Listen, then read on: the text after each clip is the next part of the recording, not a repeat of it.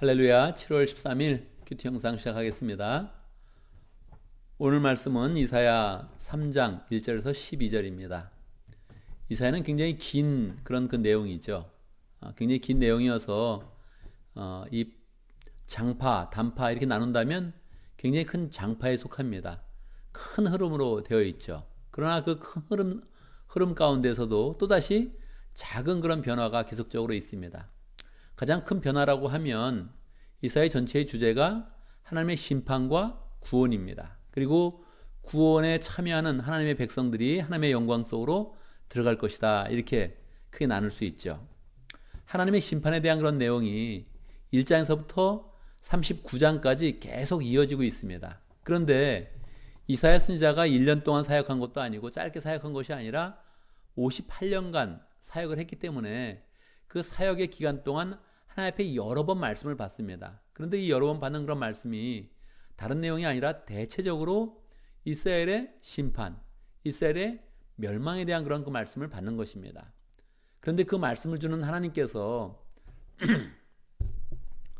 이스라엘 멸망을 선포하는 하나님께서 이스라엘 백성을 사랑했기 때문에 하나님의 백성을 그냥 멸망시킬 수 없기 때문에 멸망에 대해서 이야기를 하지만 다시 또 구원에 대한 그런 그 말씀을 계속 반복적으로 해서 어제 주일 설교에서 하나님의 아름다운 변덕이다, 사랑의 변덕이다 이렇게 표현을 했습니다.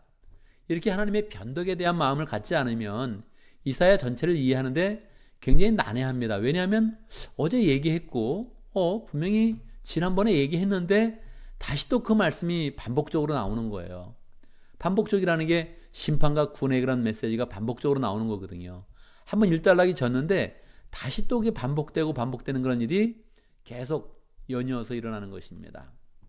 오늘 말씀도 하나님의 심판에 대한 그런 내용이 나오는데 오늘은 조금 더 그 파장이 길어서 3장 전체가 하나님에 대한 심판에 대한 그런 내용이고 그리고 4장에 왔을 때 다시 하나님의 구원에 대한 그런 내용이 다시 이렇게 나오게 됩니다. 이 전체적으로 계속 이사야 그런 그 말씀이 노랫말처럼 이어지기 때문에 그 노랫말처럼 이어지는 그런 내용을 이렇게 딱 잡아내기가 굉장히 어렵습니다. 그래서 이 노랫말이라는 것은 그 거기에 흐르는 어떤 감정을 더 집중하는 것이지 그 말 자체에 집중하는 게 아니거든요. 노랫가사, 유행가 가사든 복음성가 가사든 그 어떤 그 내용이 있으면 거기에 그 가사의 그 내용이 함축하는 바를 집중하는 것이 아니라 거기에 흐르는 더 깊게 흐르는 그 감정에 더 주의를 기울여야 되거든요. 그래서 이 말 자체로 끝내지 말고 지금 하나님의 마음이 어떤 것이다. 이 하나님의 마음을 이해하려고 노력을 하면 그 말 뜻을 더 잘 이해를 할 수 있습니다. 한번 들어가 볼까요? 3장 1절 주 만군의 주님께 예루살렘과 유다에서 백성이 의지하는 것을 모두 없애실 것이다. 이게 이제 선언이죠, 선언. 하나님께서 이제 백성들이 의지하는 모든 것 다 없앨 거다. 심판을 선언하는 것이죠. 그럼 어떻게 없앨 것이냐? 이것이 세부적으로 이제 7절까지 계속 이어지는 것입니다. 그들이 의지하는 모든 빵과 모든 물을 없애시며 음식을 다 없앤다는 거죠. 2절 용사와 군인과 재판관과 예언자, 점쟁이와 장로, 50부장과 기족과 군검관과 능숙한 마술사와 능란한 요술쟁이를 없애실 것이다. 이게 여러분 이거 아세요? 여러분 사랑을 어떻게 합니까? 사랑은 고귀한 것이다. 아름다운 것이다 생각할 수 있죠. 근데 사랑하는 사람들이 하는 그런 대화를 들어보면 어떤 느낌이 듭니까? 내가 사랑해서 그 사랑의 의미를 담아서 내가 대화를 한다면 뭐 그것이 고귀하고 아름답고 의미가 있죠. 그런데 다른 사람이 사랑을 해서 사랑하는 사람끼리 하는 그런 이야기를 들어보면 굉장히 유치한 겁니다. 내가 내 자녀를 사랑해서 하는 그런 그 말이 있어서 자녀에게 해주는 그런 말을 들어보면 굉장히 다 의미가 있죠. 사랑으로 하는 말이고 자녀가 잘 되라고 하는 그런 그 말이죠. 그런데 옆 사람이 옆집 사람이 자기 자녀에게 자녀가 잘 되라고 하는 그런 그 말의 내용을 들어보면 그 내용이 굉장히 유치한 겁니다. 똑같습니다. 하나님께서도 하나님의 백성을 향해서 심판의 메시지를 선포하는데 그 심판의 그런 메시지를 가만히 들어보면 이 꾸중치는 거고 야단치는 건데 그 내용을 자세히 들어보면 굉장히 유치하죠. 내가 너 심판할 것이다. 심판은 너무 강력한 것이니까 하나님이 심판한다는 그 내용이 너무 강력한 것이니까 하나님의 심판이 있으면 우리가 두렵기도 하고 무섭기도 한 것이죠. 그런데 그 내용을 들어보면 좀 유치한 거예요. 왜냐하면 하나님이 심판할 것이다. 두렵네. 이 끝장나는 거거든요. 근데 하나님이 이 끝장을 그냥 낼 수 없는 거예요. 그 자녀니까. 그래서 하나하나 설명을 해주는 거예요. 얼마나 심판이 무서운지, 얼마나 구체적인지 삶 속에 얘기하는 거예요. 너 음식을 의지하지? 너 먹어야 살지? 내가 그 빵과 물을 없앨 것이다. 너 용사와 군인 아주 있으면 든든하다고 생각하지? 그거 없앨 것이다. 재판관과 예언자 너 의지하지? 없앨 것이다. 너 때로는 우상 숭배하면서 점쟁이와 이런 사람들 좋아하지? 마술사 유술쟁이 다 내가 없앨 것이다. 이렇게 얘기하는 거예요. 이게 옆에서 들어보면 굉장히 유치한 거예요. 유치하다는 것은 그 말 자체 하나님의 말씀이 유치하다는 것이 아니라 그 내용이 우리까지 전달되기까지 하나님이 얼마나 세밀하게 얘기하는지를 생각해 봐야 된다는 거예요. 4절 보겠습니다. 내가 철부지를 그들의 지배자로 세우고 어린 것들이 그들을 다스리게 하겠다. 이게 무슨 말이에요? 어린아이를 세워서 내가 지도자를 삼겠다는 거예요. 무슨 말이에요? 지금 지도자가 너무 형편없어서 어린아이를 세우는 것이 차라리 더 낫겠다. 이러고서 하나님의 그 마음이 전달되는 거란 말이에요. 진짜 어린아이를 세우겠다는 게 아니에요. 5절 백성이 서로 억누르고 사람이 서로 치고 이웃이 서로 싸우고 젊은이가 노인에게 대들고 천한 자가 존귀한 자에게 예의 없이 대할 것이다. 예의가 없는 게 하나님의 심판이에요. 오늘날 현대도 예의가 없거든요. 사람이 예의를 차릴 줄 몰라요. 사람의 가치를 떨어뜨리는 거란 말이에요. 젊은이가 특별히 노인에게 대드는 거. 이 한국 사회도 만연되어 있잖아요. 미국 사회도 마찬가지 아닙니까? 옛날 어른들이 어허 그러면 딱 말을 들었는데 지금 어허 그래봐요. 젊은이들이 그냥 노인을 때리잖아요. 그냥. 하나님의 심판인 거예요. 심판. 참담한 거죠. 이 마음이. 6절에서 7절까지는 더 심한 그런 예. 그냥 예를 더 들어주는 거예요. 하나님이 예를 들어주는 거예요. 이게 어떻게 이해를 해야 되냐면 아버지가 아니면 어머니가 자녀에게 어린 자녀에게 얘기하는 거예요. 너 집 나가고 싶어? 나가. 너 나가면 어떻게 되는 줄 알아? 나가면 너 거지같이 살 거야. 너 먹는 것도 없어서 배고플 거야. 너 옷도 너 누가 사주겠니? 빨래는 누가 하니? 설거지는 누가 해주겠어? 너 계속 쫄쫄이 굶고 너 고생할 거야. 이런 식으로 계속 얘기하는 스타일로 지금 하나님이 얘기하는 거예요. 왜 하나님이 이렇게 얘기해야 됩니까? 심판하면 그만인데 하나님의 사랑과 하나님의 그런 안타까움이 심판을 하면서도 계속 멈춰지지 않는 거예요. 그러니까 심판을 선포하면서 하나님이 쪼졸하게 찌질하게 그냥 얘기하시는 것처럼 그렇게 얘기할 수밖에 없는 거예요. 왜요? 사랑을 많이 하는 쪽에서 지는 거거든요. 사람들은 하나님을 아직 모르고 하나님은 사람을 사랑하고 있고 그래서 하나님이 말씀하시는데 그 위험이 있는 하나님께서 심판을 선언하시는 것인데도 심판의 그런 내용이 너무 구체적이어서 조금은 유치하게 보인다는 거예요. 6절이요. 한 사람이 제 집안의 한 식구를 붙잡고 너는 옷이라도 걸쳤으니 우리의 통치자가 되어다오. 왜요? 통치자가 형편없다는 거예요. 통치자가 없으니까 네가 그냥 되어다오. 이 포에서 우리를 다시 일으켜다오. 그렇게 얘기하면 그 사람은 뭐라고 얘기하냐면 7절에서 나에게는 묘안이 없다. 나의 집에는 빵도 없고 옷도 없다. 나를 이 백성의 통치자로 세우지 말아라. 원래는 어리니까 마세요. 그렇게 번역을 해야 더 맞는 건데. 그러니까 어린 사람을 통치자로 세워도 나한테 그러지 마세요. 나 부담스러워요. 그러고 다 흩어진다는 거예요.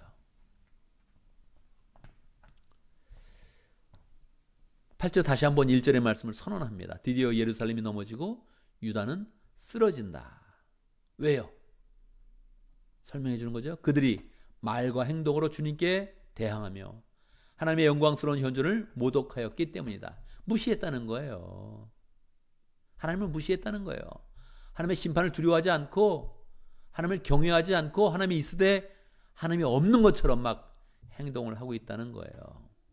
그래서 그 결과가 그들의 안색이 자신의 죄를 고발한다. 그들이 소돔과 같이 자기들의 죄를 드러내고 말하여 숨기려 하지도 않는다. 그들에게 화가 미칠 것이다. 그들은 재앙을 불러들인다. 10절에서 한마디 하나님께서 다시 한번 말씀하십니다. 의로운 사람에게 말하여라. 그들에게 복이 있고 그들이 한 일에 보답을 받고 기쁨을 누릴 것이라고 말하여라. 그런데 실제로 그 사회 가운데에서는 의인이 없는 거예요. 너무너무 안타까운 거죠.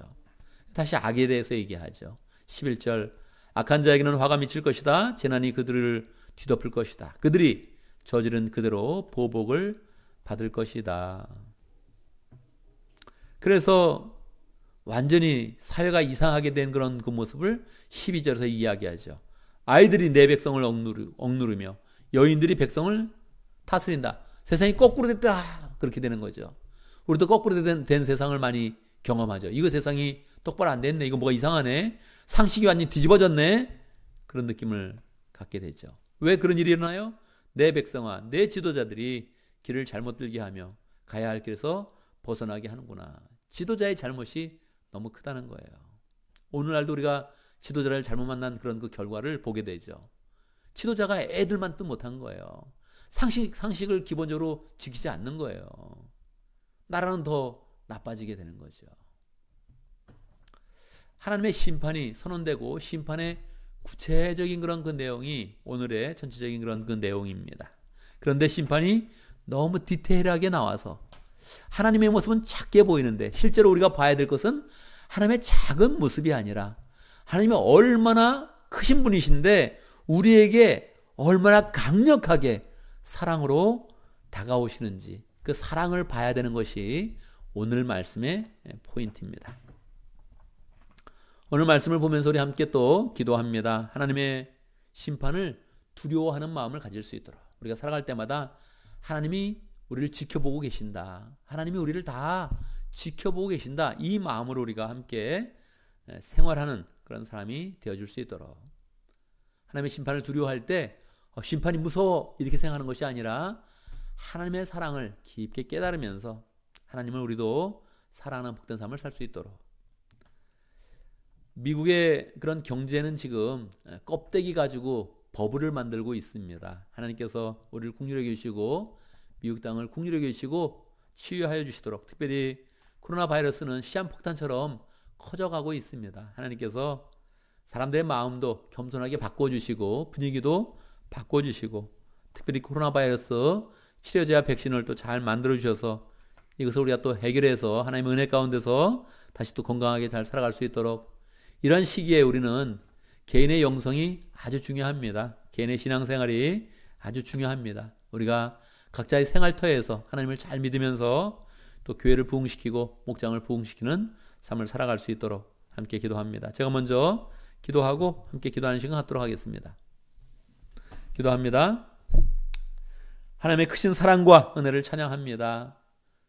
위대하신 하나님, 광대하신 하나님이신데 하나님의 공의로서 심판을 하실 때에도 그냥 심판하지 아니하시고 그 사랑 때문에 우리에게 작은 모습으로 정말 세밀한 모습으로 때로는 유치한 모습으로 다가오시는 그 하나님, 그 하나님의 크신 사랑을 찬양합니다. 우리가 그 하나님의 힘입어서 심판도 면하고 구원에 힘입어 영생으로 들어가게 되는데 하나님의 깊은 사랑과 은혜를 감사하며 찬양하는 복된 삶 살 수 있도록 인도하여 주시옵소서.